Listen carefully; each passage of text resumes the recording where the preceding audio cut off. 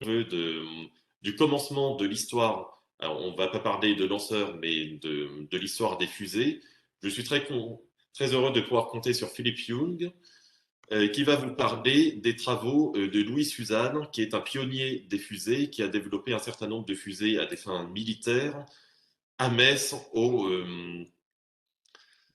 19e siècle. Non. Donc, Philippe Young, vous avez fait votre carrière dans le secteur, dans le domaine spatial, pour la firme aérospatiale, puis pour Thales Alenia Space, essentiellement dans le domaine des satellites, mais je vous laisse vous présenter, ainsi que le sujet de votre conférence.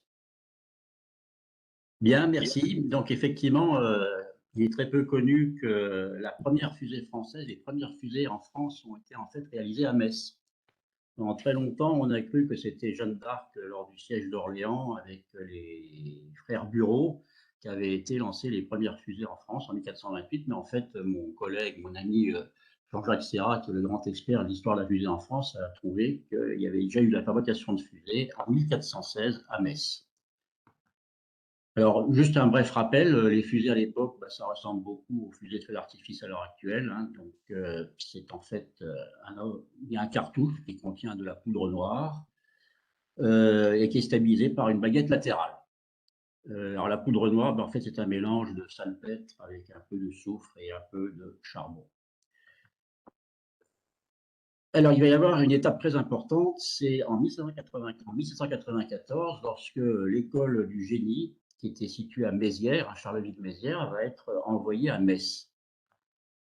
Or, il y avait déjà à Metz l'école d'application de l'artillerie. Et donc, en 1802, ces deux écoles vont être fusionnées.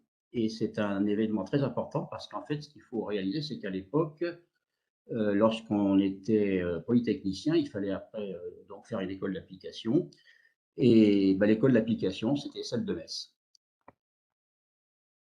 Il va y avoir un épisode assez intéressant, c'est avec l'Angleterre. Le grand pionnier de la fusée au début du 19e siècle, c'était William Congreve, qui en fait avait récupéré les fusées des Indiens, qui étaient les plus en pointe à la fin du 18e siècle. Et donc, Congreve va être le premier à faire une évolution très importante de la fusée. Alors, vous voyez, à l'époque, il a commencé à faire des fusées plus modernes que les Chinois, qui en fait utilisaient des cartouches en bambou. Il va rendre ce cartouche métallique. On voit ici les fixations de la baguette latérale. Et ces fusées vont être d'ailleurs utilisées largement par les Anglais contre les troupes napoléoniennes. Un épisode intéressant, en 1813, le Dominique Munier, qui est né à Jouy-aux-Arches, donc la banlieue de Metz, va devenir le patron d'une compagnie d'artificiers, puisque la France a quand même fini par se lancer aussi dans la fusée militaire. Mais surtout, j'ai trouvé qu'il avait finalement rédigé la première théorie connue de la fusée sur le plan scientifique, en s'intéressant notamment à la position du centre de poussée, la position du centre de gravité, la longueur de la baguette, etc. Et donc, vous avez l'écrit sous les yeux. Alors, une étape très importante, c'est en 1815, lorsque Congreve, dans la région de Londres, va centraliser la baguette. Alors ça, c'est très important parce qu'en fait, pourquoi la baguette était latérale? Mais parce que les gaz, les vents, comme on disait, empêchaient toute baguette centrale. Donc le fait de passer à une baguette centrale obligeait à réaliser des évents axiaux. En fait, 5 évents. Et pourquoi c'est important? Parce que du coup, le vol de la fusée en question va devenir beaucoup plus symétrique. Alors, on retrouve encore trace d'essais de fusée en 1817 à l'école d'artillerie de Metz, avec même un dessin d'époque. Donc la France se lance quand même finalement dans la fusée militaire et il va y avoir une première époque qui va commencer en 1818 avec création d'une compagnie de fuséens, comme on dit, à Toulouse. Et oui, on a fait des fusées à Toulouse aussi. Donc vous voyez, fusée typique de l'époque avec la baguette latérale. Alors revenons à Metz. Ce qui va se passer donc, c'est que, comme j'espère vous le voyez, est-ce que vous voyez la planche complète? Parce que moi j'ai une incrustation. Oui, on la voit bien. Ok, parfait. Bien, donc après beaucoup de recherches, j'ai fini par trouver tous les endroits où en fait on faisait des fusées à Metz. En l'occurrence, la poudre était réalisée à l'IFU-Saulcy, donc c'est là qu'il y a l'université à l'heure actuelle. Vous avez ici l'école d'application et du génie, et donc j'ai fini par trouver qu'en fait c'était tout simplement le Metz officier à l'heure actuelle, donc en plein centre de Metz. Et vous avez l'école d'artillerie qui se trouve ici, et puis surtout vous avez Chambières avec le polygone d'essai pour le tir des fusées. Et on constate effectivement que les professeurs de cette école sont très prestigieux, hein, Poncelet soi-même, un spécialiste Piaubert notamment de la combustion, hein, la loi de Piaubert est connue par ceux qui s'intéressent à la propulsion. En fait, ce que j'ai découvert, c'est qu'à l'époque, Metz est tout simplement le plus important centre scientifique en France, aux surprises, le deuxième étant la Monnaie à Paris, avec les spécialités que vous voyez sous les yeux. Et Metz va même créer des cours industriels pour les ouvriers. Là, ce sera le deuxième centre après la région parisienne.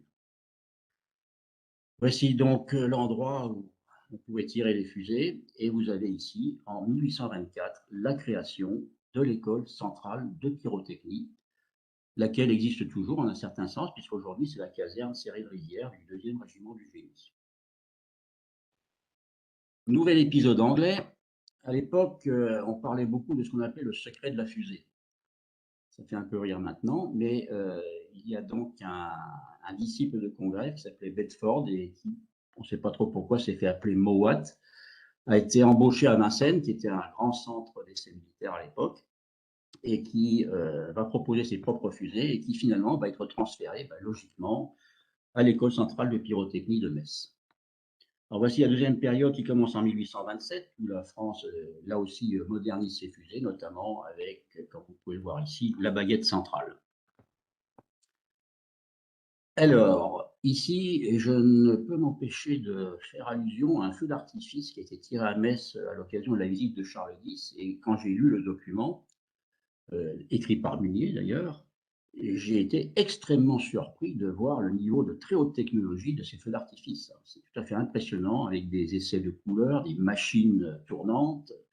Et vraiment, on peut dire qu'il y a un lien, on ne peut pas négliger le lien entre le feu d'artifice de l'époque et la fusée militaire de l'époque. Ce qui est également intéressant, j'ai trouvé trace d'essais de fusées rotatives, spinées comme on dirait aujourd'hui. Alors ça, si c'est confirmé, c'est extraordinaire, parce que ça se passe en 1832, alors que le monde entier nous explique depuis très longtemps que c'est un Anglais, Hale, qui a été le premier à lancer des fusées spinées en 1844. Donc ceci reste à confirmer. Bien, alors, suite d'ailleurs à ce feu d'artifice, il y aura une conséquence significative, puisque du coup, eh bien, Charles X va transformer la Société des Lettres à Metz en une académie, qui existe toujours à l'heure actuelle. Bon, et vous avez ici en bas à droite, vous voyez que ces fusées commencent à être utilisées un peu partout, hein, en Algérie, en Belgique, comme on dirait aujourd'hui. Alors Suzanne, qui sort de Polytechnique en 1931, va donc faire son application à Metz, logique.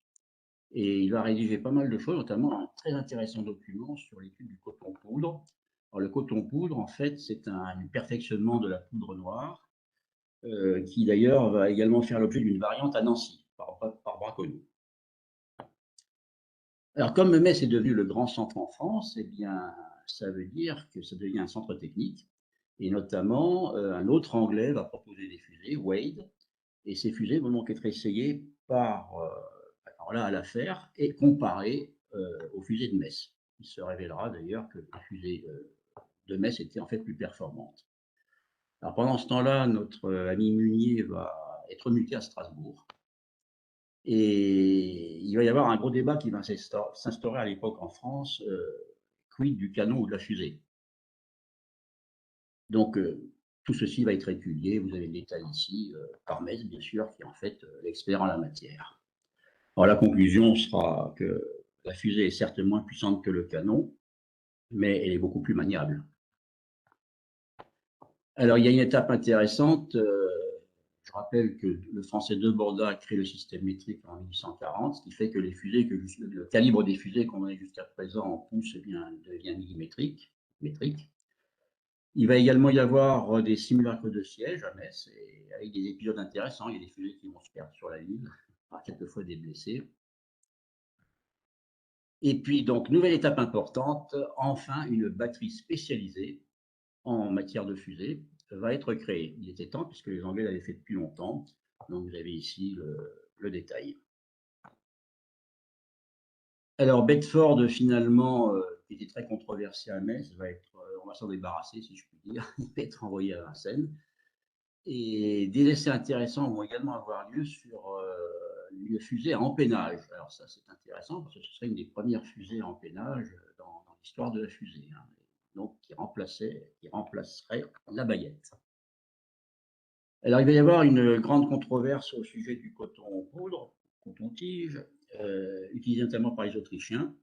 Et effectivement, c'est Metz qui va être chargé de faire la comparaison et qui va effectivement montrer qu'en fait, une dose de pyroxyle qui dérive du coton poudre est égale à 3 doses de poudre de mousquet. Donc c'est effectivement beaucoup plus performant. Mais bon, controverse sur le sujet. Alors la troisième période va voir le perfectionnement des fusées en France.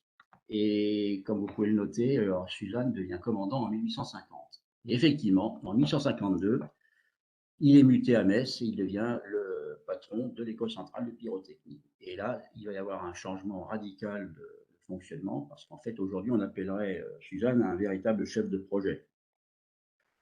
Euh, il va moderniser l'ensemble, notamment développer l'utilisation de presses hydrauliques. Avant, la poudre, on la chargeait à la main, tous les risques que ça impliquait.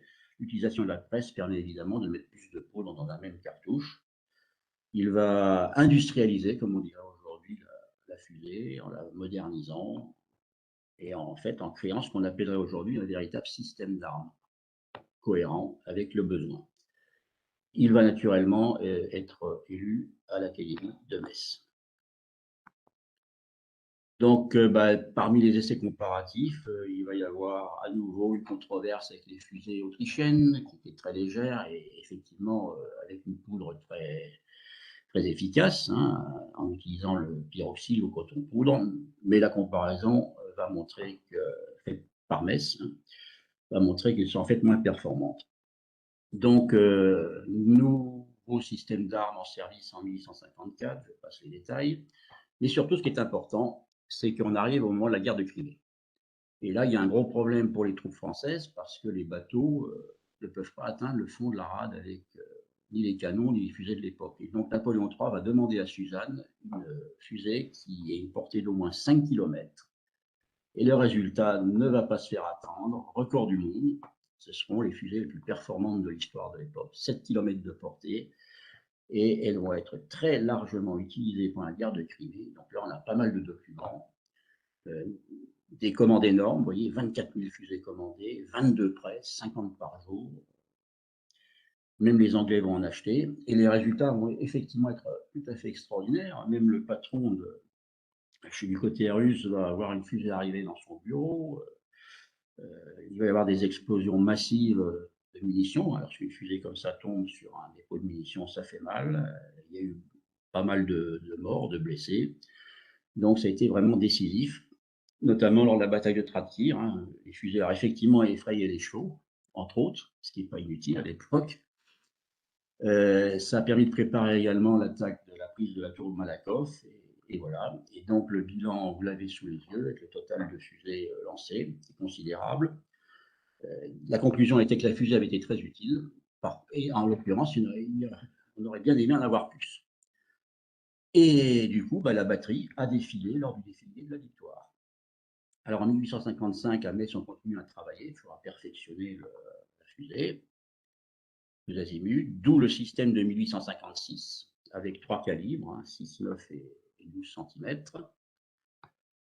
Voici quelques vues, avec modification d'ailleurs de la composition de la poudre.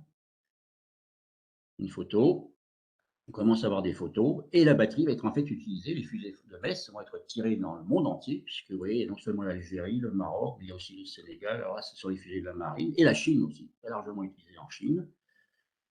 Pendant ce temps-là, eh bien, Suzanne devient naturellement président de l'Académie impériale de Metz. Alors, ce qu'il souligne, c'est qu'en fait, Metz a tout ce qu'il faut sous la main. Il y a la chimie, Il y a la métallurgie avec le début des laminoirs en Lorraine et le champ de tir à Chambières. Donc en fait, tout milite pour que Metz soit aussi important. Alors ça va quand même s'arrêter et notamment, il va y avoir un dernier emploi lors de la guerre du Mexique. Alors pas beaucoup de fusées, hein, 8, mais bon. Alors dans les choses intéressantes, il y en a une notamment où le chapiton, donc la tête, euh, va être, il va y avoir des essais pour éjecter ce chapiteau au moment de l'apogée de la fusée. Donc en fait, c'est quasiment une fusée à étage, 2 étages. Bien, et puis bah, tout ça va s'arrêter.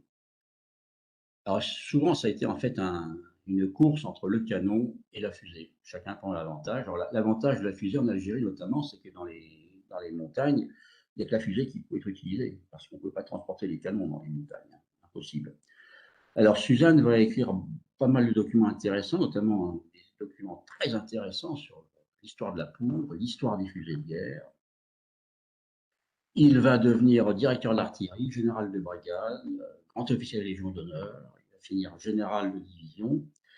Alors, il va y avoir une controverse à son sujet. D'abord, il va être chargé, ni plus ni moins, de faire l'analyse de la défaite de la France lors de la guerre de 70.